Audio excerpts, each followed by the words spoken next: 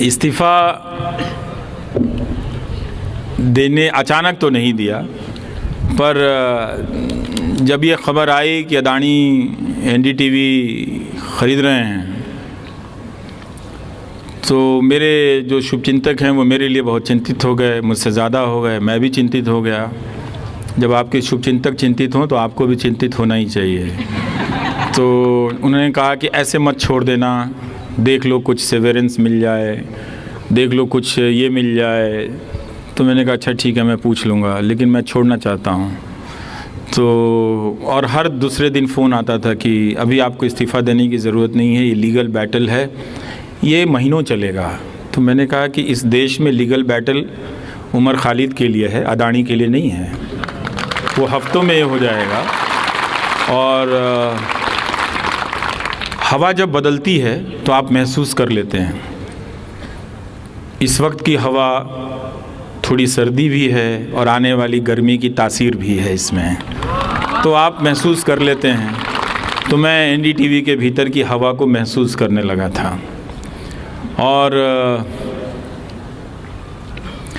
ये जान गया था कि एक चैनल जिसके पास केवल एक चैनल है, अच्छा है चाहे बुरा है जैसा भी है, लेकिन अब उसके पास कोयले का खदान होगा, एयरपोर्ट होगा, समंदर के किनारे के बंदरगाह होंगे, रेलगाड़ियाँ होंगी, बिजली का मीटर होगा, बिजली का कनेक्शन होगा, क्या पता कल को पानी का कनेक्शन होगा।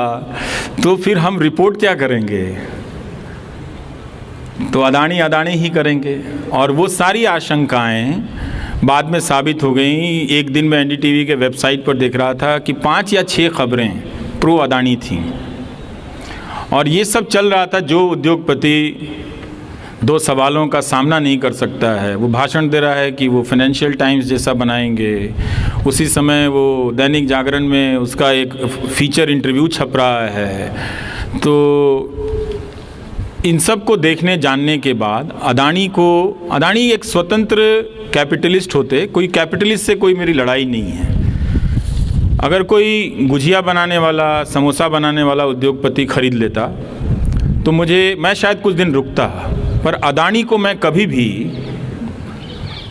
मोदी से अलग नहीं देख पाया, उनकी राजनीति के हिस्से से अलग नहीं देख पाया, क्योंकि उनका उभार उस दौर के समय, ऐसा नहीं है कि भारत में काबिल इंडस्ट्रियलिस्ट नहीं हैं, काबिल लोग नहीं हैं, लेकिन वो उनका एक्सटेंशन हैं। तो उनके ही एक्सटेंशन में नौकरी करने से अच्छा है करना और बीजेपी के दफ्तर में बैठ के पैम्फलेट लिखना, दोनों तो एक ही बराबर है ना। आप बीजेपी के दफ्तर में बीजेपी के लिए पैम्फलेट लिखो या एनडीटीवी के दफ्तर में बैठ के बीजेपी के लिए लिखो, दोनों बात बराबर है। तो हमने इस्तीफ़ा दे दिया। मैं ये जानता था कि मुझे कोई काम नहीं मिलेगा, मुझे बहुत काम आता है अपनी इंडस्ट्री का, और वो काम किसी नैसर्गिक प्रतिभा से नहीं, मैंने खुद घिस के सीखे हैं, पंचर बनाने से लेके कार का इंजन बनाने तक। लेकिन प्रोफेसर आनंद, ये बात ये देश याद रखेगा कि मुझे किसी ने 2000 रुपये का ऑफ़र नहीं दिया काम का। और इस बात के लिए इस देश के लाखों करोड़ के विज्ञापनों से लैस मीडिया संस्थानों को शर्मिंदा तो होना ही पड़ेगा, आज ना कल। और मैं बोलता ही रहूँगा कि इस तरह के गोदी मीडिया को मत देखो, सब्सक्राइब मत करो। काम करते हुए भी बोला और उसके बाहर भी जाकर बोलूँगा, क्योंकि ऐसा नहीं है कि वो मुझे अफोर्ड नहीं कर सकते हैं। ये राज भी कभी पता चल जाएगा तो आप सब जान जाएंगे कि इसे अफोर्ड करना तो सबसे आसान है, पैसे के हिसाब से भी, लेकिन कोई कर नहीं सका। सबको मालूम है कि वहाँ छप जाएगा तो उसका पूरा कैरेक्टर बदल जाएगा। तो ये भाषण ज़रूर देंगे, कहानियाँ आपको विवेकानंद की सुनाएंगे, कहानियाँ आपको गौतम बुद्ध की सुनाएंगे, कहानियाँ आपको दयानंद सरस्वती की सुनाएंगे, लेकिन दयानंद सरस्वती की तरफ प्रश्न करने वालों को 2000 रुपये का नौकरी नहीं देते हैं। और जब मैं राधा वल्लभ त्रिपाठी का वीडियो आप सब यूट्यूब में देखिएगा, वो काशी का शास्त्रार्थ करके बहुत शानदार वीडियो है, उसमें बता रहे हैं कि उनके पास, दयानंद सरस्वती के पास पैसे की कमी ये नहीं थी, कोई एक सेठ था उनको पैसा देता था कोई अठन्नी चवन्नी में, जिससे वो पर्याप्त पैम्फलेट छपवा लेते थे, किताबें खरीद लेते थे और पूरे शहर में पैम्फलेट लगाते थे बाकायदा कि इस तारीख को मैं मूर्ति पूजा के विरोध में, पुराणों के विरोध में यहाँ शास्त्रार्थ करने वाला हूँ। आप मुझे वैसा भारत लाकर दे दो। तो ये तो रहा, तो इसलिए मैंने इस्तीफ़ा दे दिया। और वो बात, मेरी सारी आशंकाएं साबित होने में कोई ऐसा नहीं कि इस साल भर का इंतज़ार करना पड़ा। 10 दिन में ही हिंडनबर्ग की रिपोर्ट आई, भर आ गया भाई साहब। अब वो रजत शर्मा के यहाँ इंटरव्यू देने नहीं जा रहे हैं, हिंदी में, अंग्रेजी में इंटरव्यू देने के लिए इंडिया टुडे नहीं जा रहे हैं। हम कह रहे हैं भोजपुरी में आ जाओ, हम अपने यूट्यूब चैनल पे कर लेते हैं। हम भोजपुरी बोलेंगे, आप गुजराती बोलना। गुजरात के लोग भी बहुत पसंद करते हैं, देंगे इंटरव्यू। तो वो मैं जानता था कि मेरे पास अगर यूट्यूब नहीं होता तो मेरा जर्नलिज्म का कैरियर ख़त्म था, प्रोफेशनल कैरियर। जिस प्रोफेशन को मैं बिलोंग करता हूँ उस प्रोफेशन ने मुझे डिज़ोन कर दिया। लेकिन वो अभी भी चाहते हैं कि उस प्रोफेशन के जो एथिक्स हैं वो मुझ पे लागू हो, उन पर लागू ना हो। ये बहुत चतुराई का काम है। पर मुझे हैरानी होती है कि इस गोदी मीडिया को कोई कैसे सपोर्ट कर सकता है। आप ठीक है, आप प्रधानमंत्री मोदी के कुछ काम से खुश हैं, उन्हें सपोर्ट कर सकते हैं, फेयर डील। आप पॉलिटिक्स में तमाम तरह के विकल्पों को देख के किसी को सपोर्ट करते हैं। इस मीडिया को देखकर जो किसी लायक नहीं है, दुनिया के किसी देश में छोड़िए, अपने गांव में इसको डिफेंड नहीं कर सकते आप, इस गोदी मीडिया को, अपने गांव में नहीं। इस मीडिया को लेकर भी कोई नहीं बोल रहा है। तो ये जानते हुए भी इस्तीफ़ा दे दिया तो ज़रूर भावनात्मक रूप से।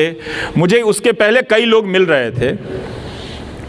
2 घटनाएं हैं। एक हमारे साथी मित्र ने लिखा कि हम सब जानते हैं कि आपको बहुत दबाव आ रहा होगा कि आप वहाँ बने रहें क्योंकि वो स्पेस चला जाएगा, लेकिन अगर हमें ये पता चल जाएगा कि इस बात के लिए आपने इतना घुट-घुट कर जिया है और इतनी तकलीफ़ उठाई है उस न्यूज़ फ्लोर में, तो हम बर्दाश्त नहीं कर पाएंगे।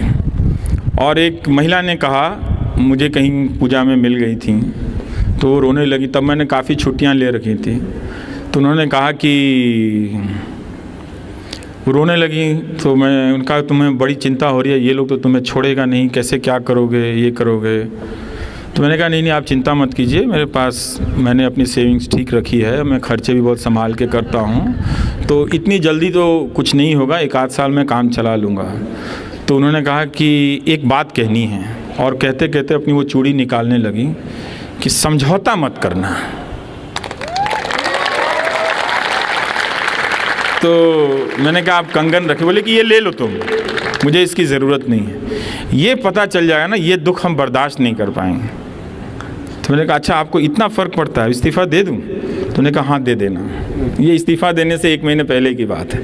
तो मैं कई लोगों से टेस्ट कर रहा था, छठ में गाँव गया तो लोग जो मिलने आए, 1000 के करीब लोग आए थे मिलने के लिए, तो मैं उन सब से कहता था कि लोग पूछते थे कि अब क्या हुई तार, तो मैं कहता था कि क्या करें बताओ। तो कुछ लोग कहते थे कि नहीं नौकरी मत छोड़ना, फिर कोई निकाल देगा। तो मैं ज़्यादातर लोगों से, यंग लोगों से पूछता था कि यार मन कर रहा है कि नौकरी छोड़ दें, तो कहता था हाँ भैया छोड़ दीजिएगा। छोड़िए इसका अदानी फदानी का नौकरी करके क्या करेंगे, चल आइएगा यहाँ गांव में हम लोग यूट्यूब चलाएंगे। तो हम बोले कि भाई यूट्यूब कैसे चलाते हमको आता नहीं, तो सब अपने बैग से सामान निकाल के दिखाने लगे कि देखिए हाई फोन बा, हाई फोन बा, हाई फोन बा, हो जाई।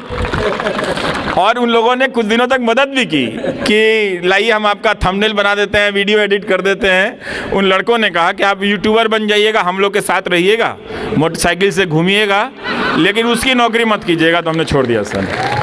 ऐसा नहीं कि वो सिर्फ मुझे ही देता है, और ये कितनी अच्छी बात है कि लोग, हम चाहे जितना भी पैसे के या कंट्रोल से मीडिया की परिभाषा बदल दें, लोगों की समझ में, या ऐसे लोग अब भी बचे हैं जिनकी समझ में पत्रकार और मीडिया की परिभाषा नहीं बदली है, और इसका प्रमाण है वो कलम जो मुझे देता है। थैंक यू आप सभी का, अध्यापक संघ का भी बहुत शानदार। सेल्फी तो उन्होंने मना किया है, लेकिन सेल्फी नहीं मना किया है, तो